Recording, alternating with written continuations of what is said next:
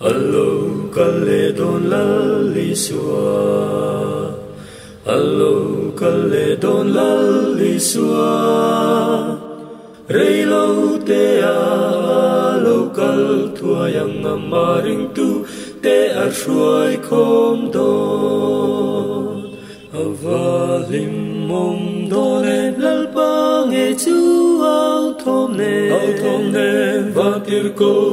chung nung berone rakha kin pathian to rodrine vana changin allo chuk don in Peru lalli sua local thuai do vana changin allo chuk don vana changin allo chuk don a chang dam na ngai ne tu te tang không ngai na hum cha aliang to a avara phak do ne blal pang e chu ao thom ne va tir ko chung nung berone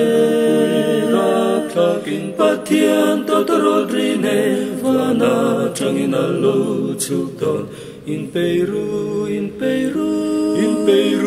lalli sua local thuai do hun kir tak chu athleng meke hun kir tak chu athleng meke sual na ting reng te alo pung ta hun nung ber chu athleng ta e tu na in pe thuai ro lal pang e chu ao thom ne va tir ko chung nung berone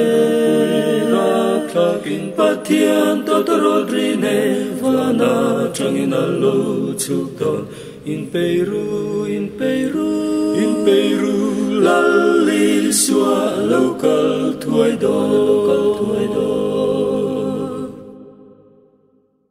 lalli sua local thuai do